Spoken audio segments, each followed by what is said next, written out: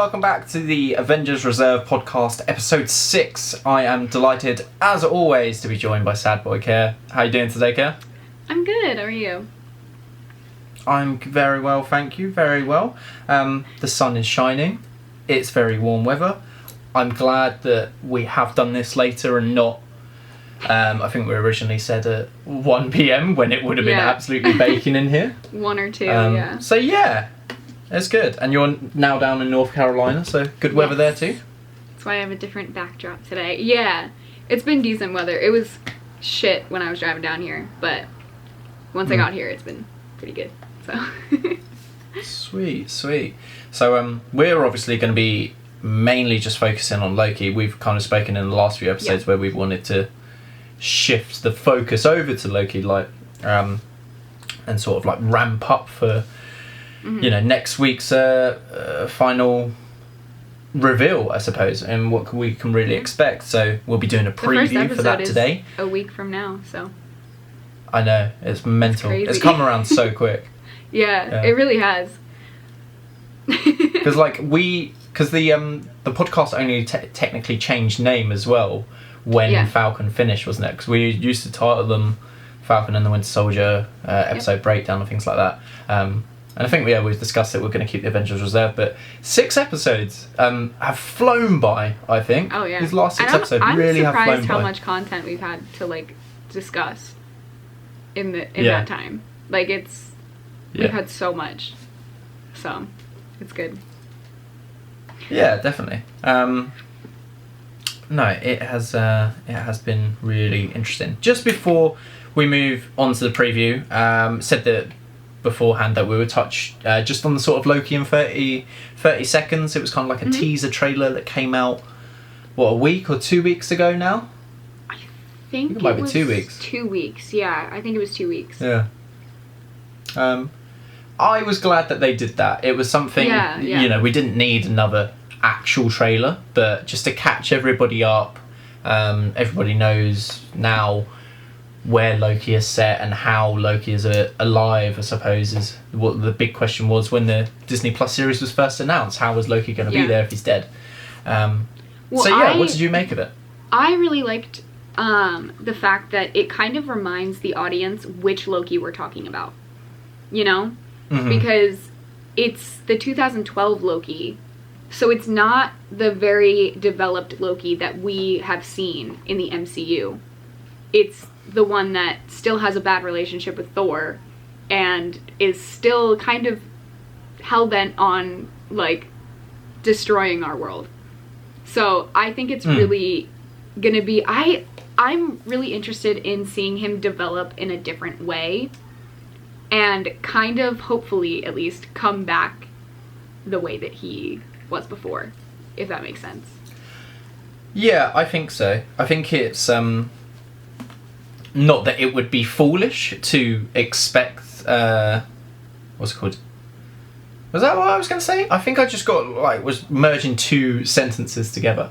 But I think we can expect him to go back to his old ways and, you know, essentially Loki to return properly to the MCU, even though it's a separate timeline, but you've got the timekeepers, there's probably going to be some sort of deal, other sort of things that we will probably touch on throughout the preview, which make it very plausible for Loki to make a proper return rather than just a Disney Plus series.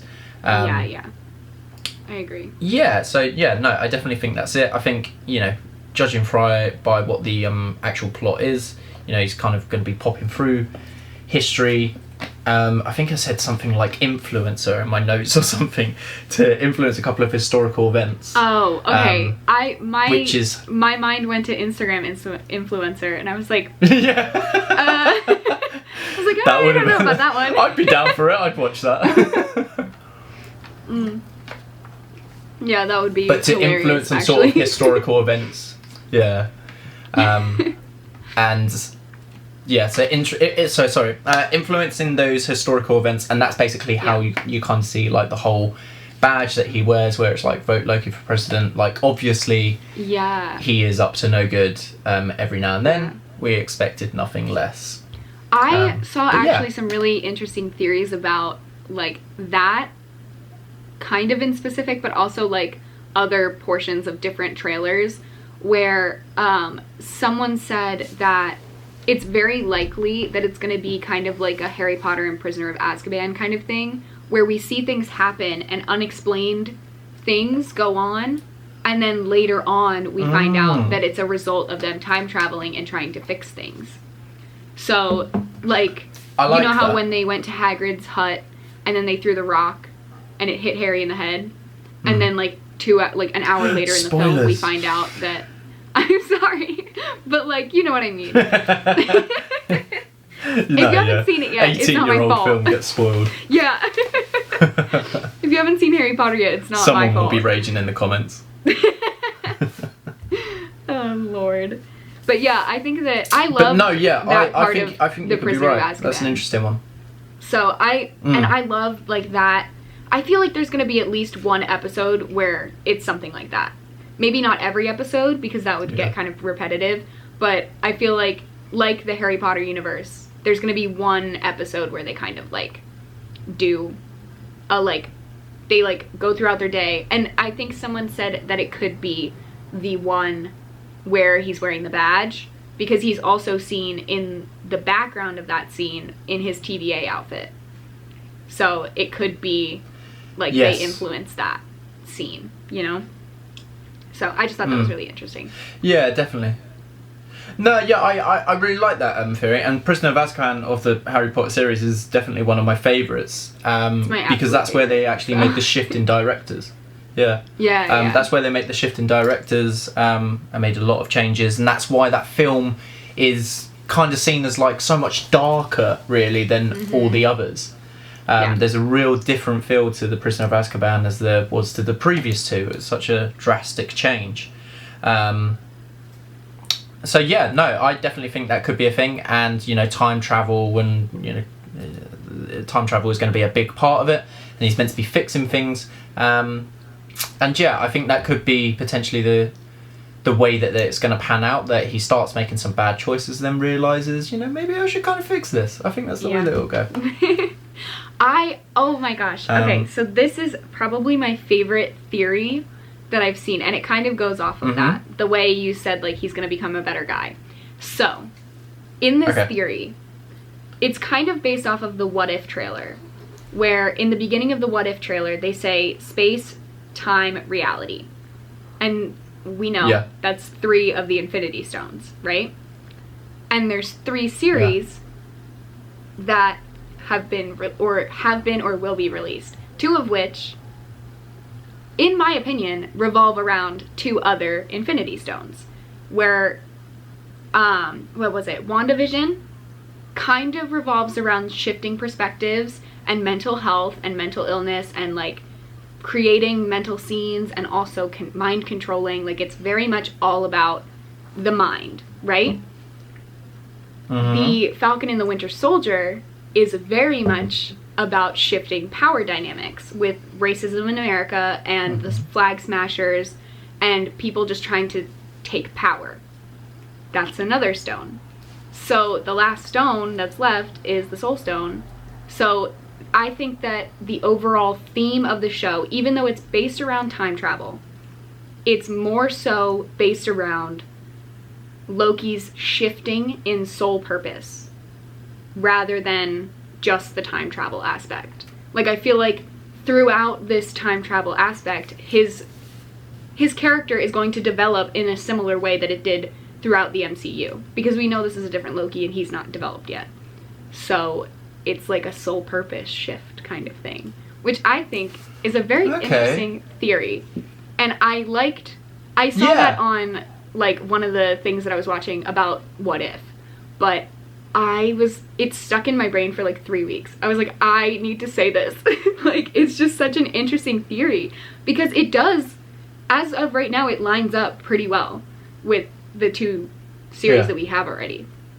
So the Soul Stone is the last stone that we have. And I suppose as well, like, if they're like going to properly pursue that as well, then they've thrown everybody off the track by introducing the whole sort of like time travel aspect of things and timekeepers. Exactly. Because you think that's more of the case of the way that they're going to go about things. But no, I definitely think it is. That makes a lot of sense that it could be a sort of a soul-searching journey for Loki. 100%.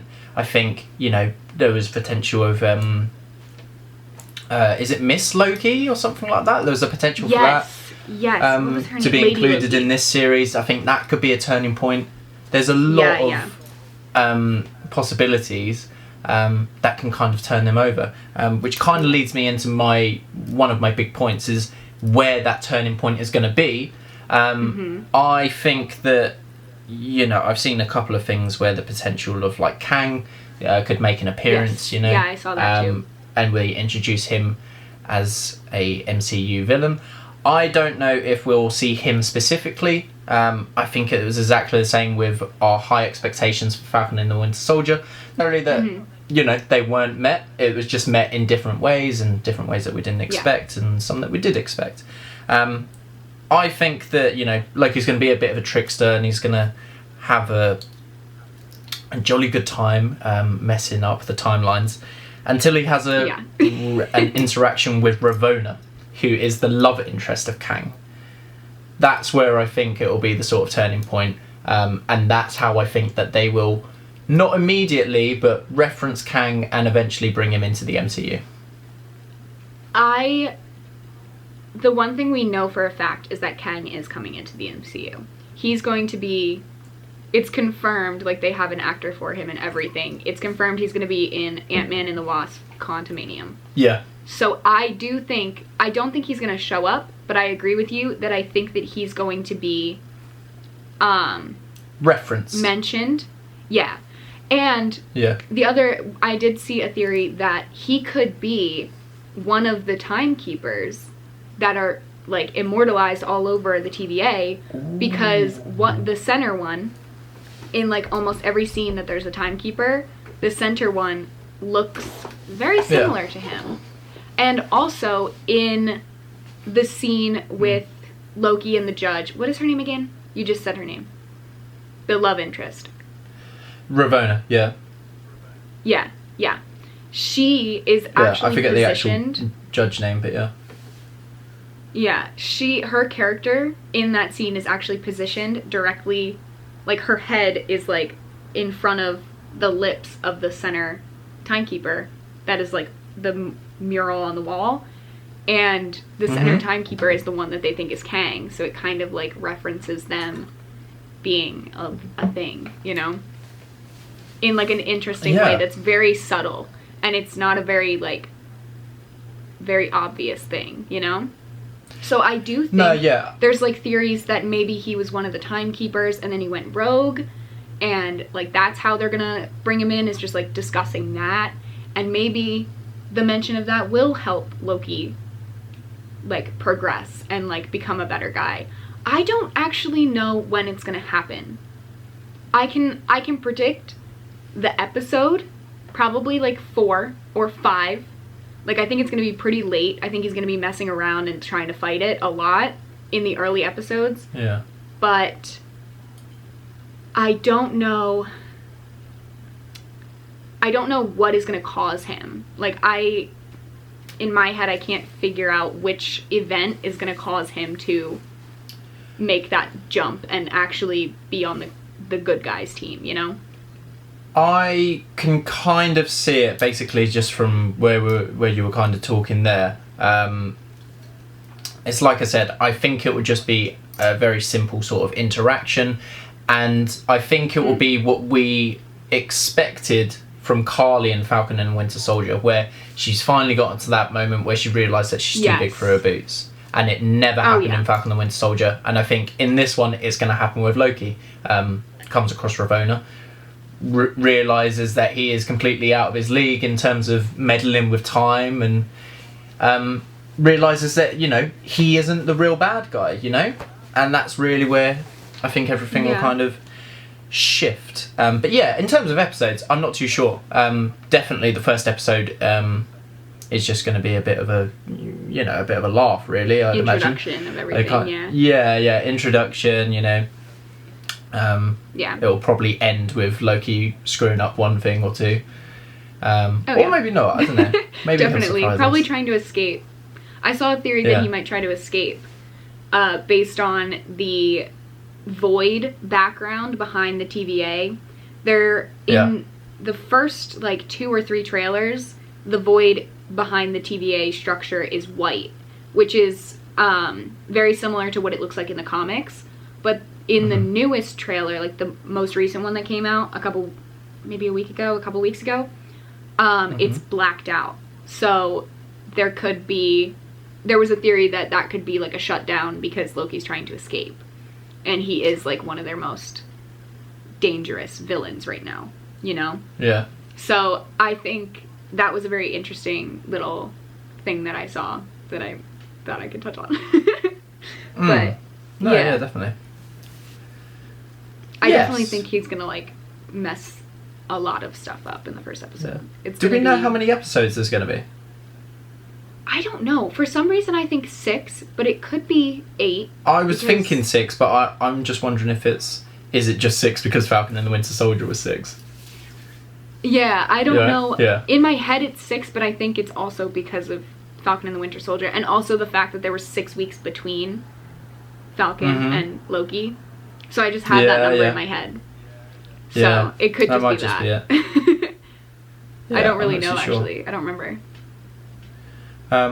Yeah, cool. I was going to kind of talk about like what we can really expect, like in terms of Kang, in terms of appearance and mention clues, but I feel like we've kind of covered that really. I don't really know if there's really too much more to say. I think it's like we said, there will just be some very subtle mention of him, so that then people kind of come away and be like, oh right, Kang's coming, even though we know it. But it's just that first introduction. Basically the same with Thanos. What was it? Was it Guardians of the Galaxy or maybe another one? You know, where they originally mentioned him. I think it might have been Guardians. I think it was Guardians. Yeah, I think it was. Yeah. Because, I mean, I'm the not really 2 sure. daughters, right? Gamora and Nebula. Yeah. I'm not sure if this is confirmed. But apparently... No, I don't think it can be confirmed. This must just be a theory. Mephisto could potentially be the villain. And a lot of people want to see Mephisto enter the MCU. But we've spoken about Kang so much for the past sort of 5-10 minutes that it's kind of a bit like... I don't think that Kang is going to be the villain. I don't know anything about Mephisto. I have no idea. Okay. But I have been under the impression that the villain is basically just going to be Loki's rift, pretty much. So like every episode there's going to be a different villain based on which time, like I don't know, road I guess they go down to help fix time and the space-time continuum of this timeline. So I don't know. I don't know either. It's literally the only bit that I have in my notes is Mephisto to be the villain. I probably should have expanded on it a little bit, just because I remember seeing it somewhere. But no, I think it's I think you're right. I don't think it's going to be a long-running villain. I think it'll be exactly the same with Kang or Ravonna. They'll be mentioned. They'll have an interaction maybe. But that'll pretty much be it. It will just be to kind of mention Kang and that he is going to be making an appearance soon. Probably similar to Mephisto, but I don't know if I'm going to expect it, but I imagine they will either try to do one episode where they include Mephisto, is that or the just one... reference him or something. He's one of the most powerful villains in the MCU. Like, fans have been calling for it for ages. Okay, this is very niche, and I could be thinking of the wrong thing. So I don't expect you to have the answer, but I did see a theory, because so much of like what is shot and like where it was shot and what it's like based off of, and just things that happen in the film, or not the film, in the show, are based around Portland, Oregon, which I forget the villain that they were talking about. I think it was Mephisto. I think that's what it was. But someone said that it could be a hint at them coming in because there's so much that, like, inadvertently, like, kind of goes back to Portland. So one of the things was the Mount Vesuvius volcano is actually, like, the image of it, like, erupting and everything, that is modeled after the Mount St. Helen, which is in that area. It's by Portland and Seattle. So that was one thing. They modeled the volcano eruption after the Mount St. Helen one from 1980. And then the other thing was, do you know the scene where Loki jumps out of the plane and then gets bifrosted away? Yes, I think so. Yeah. Okay. Sorry, yeah. So that is based off of a real thing that happened in real life in 1971, where a man jumped out of a plane and disappeared. And it was over the same area. It was on a flight between Seattle and Portland, which is, like, in the exact same area. So someone was saying that it's just an interesting way to bring everything back to that area of the Pacific Northwest of the United States. But it could also hint at a specific villain who I think originates there coming in. And I think it was the same one that you're talking about. But I could be completely wrong. And it could be a completely other villain. But I just thought that was really interesting because there are so many things that, like, go back to Seattle for some reason. And, like, or Portland. I don't remember which city it is. But it's, like, it's just so strange. I don't know. It's one of the cities in America. Yeah. One of the many. No, yeah, I think they do. You know, Marvel and Disney have kind of gotten very well into the knack of doing everything with a purpose, basically.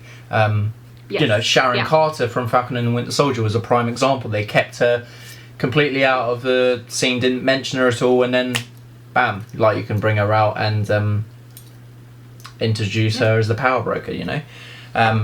And I think that's a good, I think you make some really good points. And that could very well be the case. That could be how they kind of tie it in for Mephisto to enter the MCU. Mephisto's an interesting thing, and he could be, if he's at least the character I was thinking of, he could be touched upon and at least, like, talked about.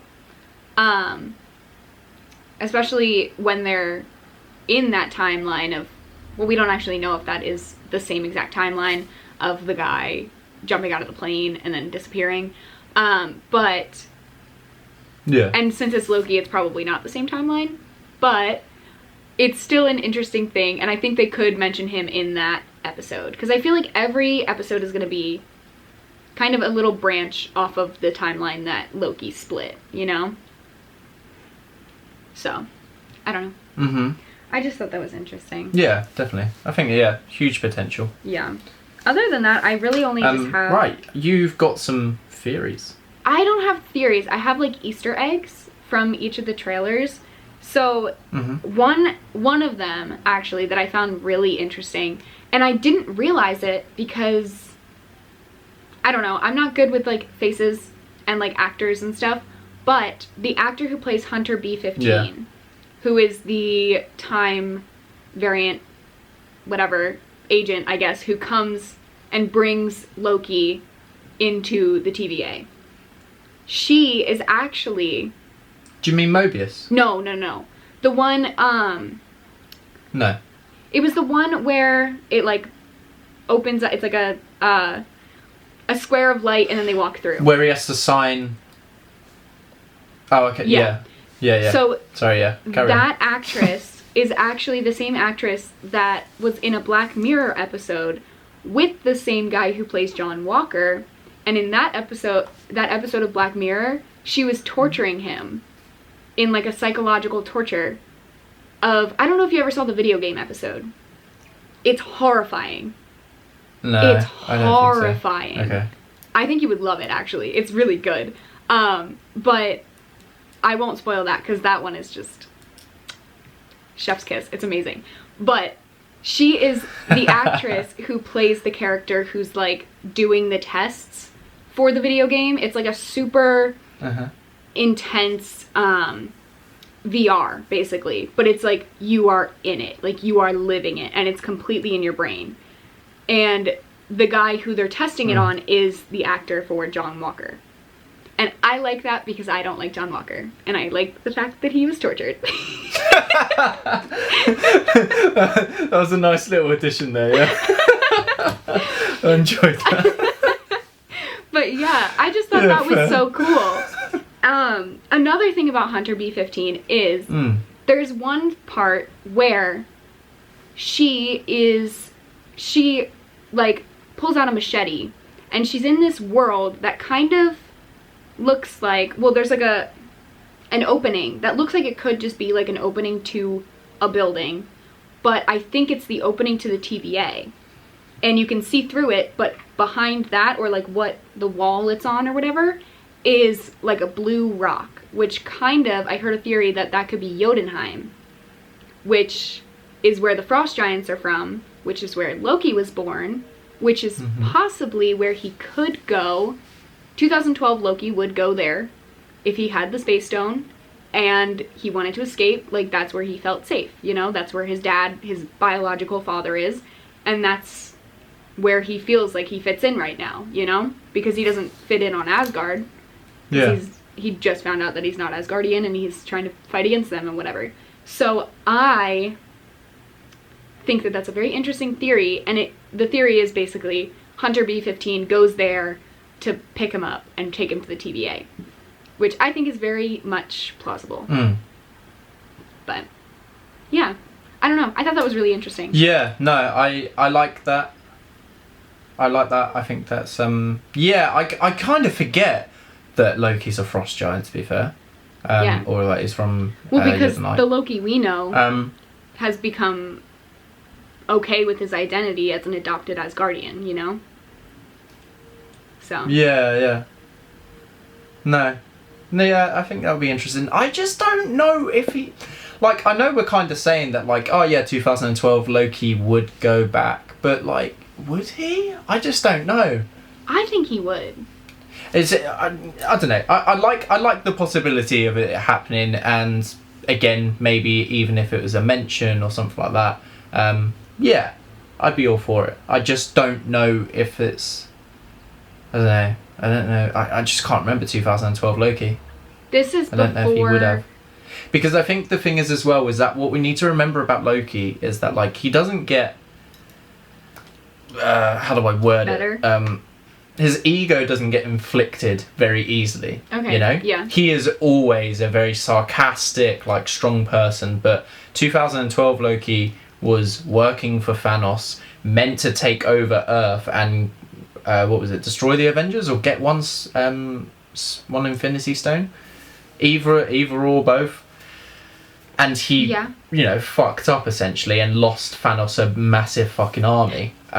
So I think that has kind of like brought him down a peg, which I think they are definitely going to touch on because that's what they've touched on in previous series. But yeah. So I don't know. That's my long-winded way of saying I don't think Loki will go back to the Frost Giants. See, I see it the other way. Because you have to remember, in Thor... Was it Thor? He finds out in Thor... I don't know, I can't help you unless you tell me what you're talking about. I'm pretty sure he finds out in Thor that he's a Frost Giant. And then that's when he leads the Frost Giants into the Asgardian castle to give them the Tesseract. Or was it the Tesseract? It was something else. I don't know. But he led them there. So he was trying to earn favor with them, you know? And I feel like 2012 Loki, if he was looking for a safe place to go, he wouldn't go anywhere near Thanos. Anywhere near where the Chitauri are from, because he just killed a bunch of them. He wouldn't go anywhere near Asgard because he knows he would be detained. The only place that would really take him would be Jotunheim.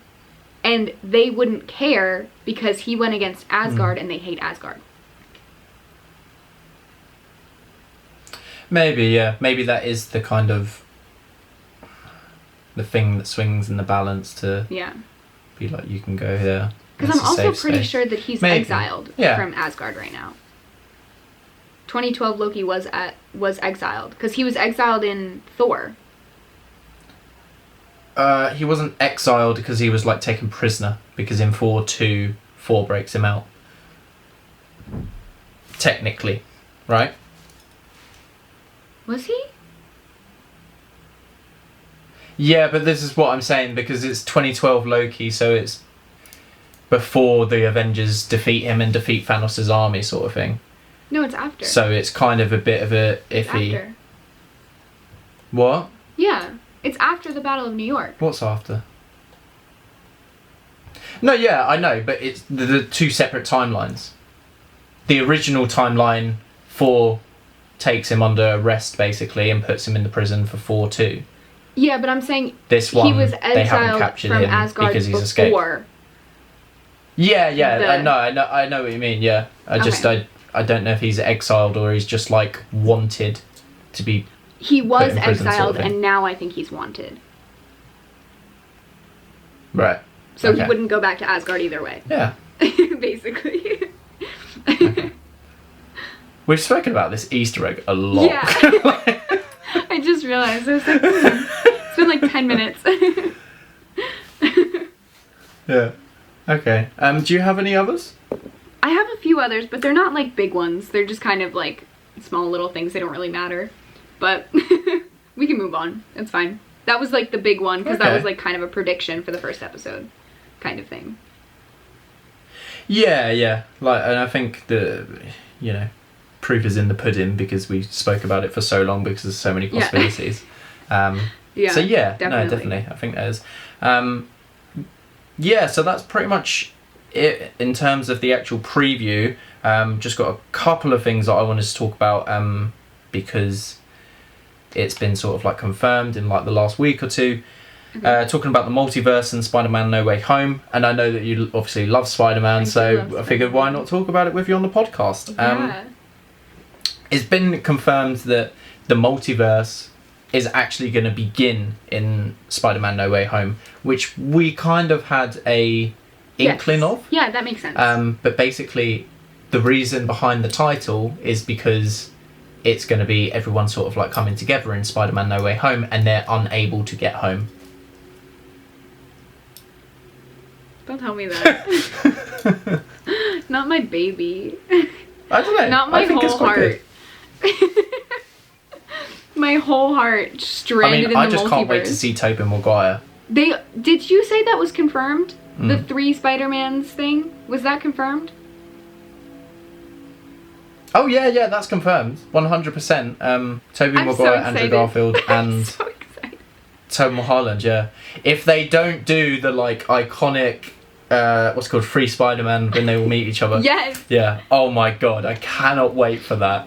No, really the thing is though, if they don't do that, the backlash that they will get is ridiculous. So they have to do it. There's no way they wouldn't. Yeah. Like everyone would be pissed off if they didn't do that. I would be very mad. I need it. I will be so mad if they don't do it, because I know that I will go and watch like the movies and just be expecting it the entire time. Oh my god, yeah. Yeah. I don't know. That's awesome though. They I'm better not drop the excited. ball I'm on excited for that. I'm really excited for that. I love I love we've been talking about the multiverse. Yeah. We've been talking about the multiverse like pretty much every episode, so to know that it's going to come earlier than we expected, that we don't have to wait till March for it all to start coming together and piecing together really phase 4 is so exciting. Really cannot wait that, it's only a few months away really now that we get to start to see a glimpse of the multiverse. I'm so excited. I'm so excited. I forgot that No Way Home comes out before Doctor Strange. So I was like, you said that and I was like, that's weird because Doctor Strange comes out first. Because I still have it in my head that Doctor Strange comes out in November for some reason. But it's because Doctor Strange was like not announced, but I don't know how to word this, but confirmed that it was going to be produced before Spider-Man No Way Home. Like Spider-Man No Way Home, the title only got released, a couple of months ago now? Yeah. So, like, whereas Doctor Strange 2, like, has kind of been in the running for a while, but I think it was just COVID stopped production on it and everything. You know what's interesting? So yeah, no, definitely. About, Go on. I was just thinking about, do you know how they kind of like joked about the Spider-Man No Way Home title, and they gave us like 4 or 5, like a couple different fake titles for it? Yeah. This is me thinking way too hard into it. But what if that was like a hint that it's gonna have the multiverse in it before it was confirmed? Because in a multiverse, there is one that's called Spider-Man Phone Home. There is one that's called Spider-Man something else, you know? Yeah. That's just me thinking way too far into maybe it. Maybe it is. There probably is an article or something like that, and we've completely missed it. I just was like, that would be very interesting if that was a very subtle hint at the fact that the multiverse is going to be in this film. Potentially, I think you could be right on that one. Yeah, that is a very niche pick, but yeah, no, I think that could potentially be true. Definitely, that's going to introduce it. Yeah, I just had one more thing really, just again about Spider-Man No Way Home. Again, is a confirmation, which is brilliant because we're actually getting news confirmed by Marvel directors and Disney Plus series coordinators and things like that. So it's brilliant to know that Spider-Man No Way Home, I just can't say the name of the title, is going to hint at a crossover with Venom and Kraven, which is fantastic because we did the whole Venom trailer breakdown and what we can expect from Venom 2. I've actually seen it now, so... Yeah. So I'll actually know what's going on. So I brilliant. Really am excited about this film. I know I say I'm excited about everything, but you also know how much I love Spider-Man. So yeah. I feel like no everyone way has that their favorite. There's no way they could do it poorly.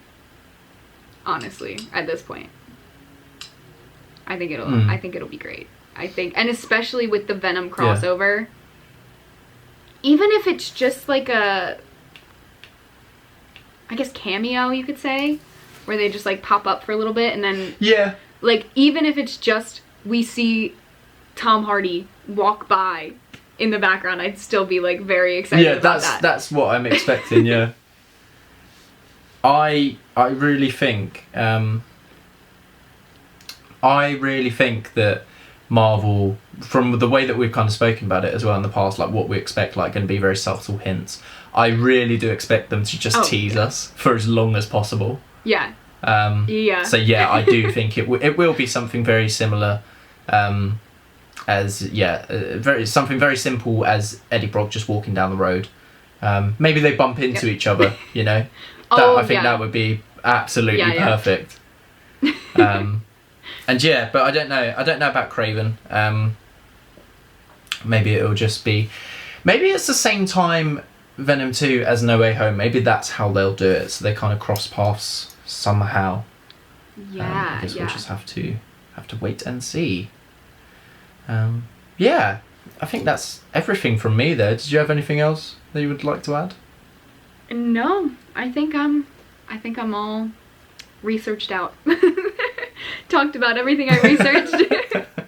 Brain is fried from so much Marvel. I definitely focused on Loki, but yeah, definitely. Yeah. But that's not a bad thing, you know? No, yeah. No, it's good, but like that's the preview basically done, and you know we've got a great fucking 6 weeks ahead where it's just going to be episode breakdown after episode breakdown. I think I was going to mention this to you as well. I think we're going to put them out on Thursday morning rather than sort of like Wednesday evening, just because of sort of like numbers, things like that. For some reason, like they do a lot better when you upload them in the morning. At sort of 11 a.m. is what I've noticed. But I don't know. We'll probably change it around. Yeah. But yeah, it's it's going to be a great 6 weeks from now on. We've got Loki every Wednesday to go and watch on Disney Plus. Looking forward to it. So yeah, hope you guys are too. Please be sure to leave a like, comment something for us to read down below. We always love the comments. And subscribe if you're new. And evidently, as we are gaining some more Spotify listeners, thank you very much for tuning in. We greatly appreciate you. You can also find Ker's channel in the link in the description and on the screen if you're on YouTube. And thank you very much, and we will see you next week. Bye.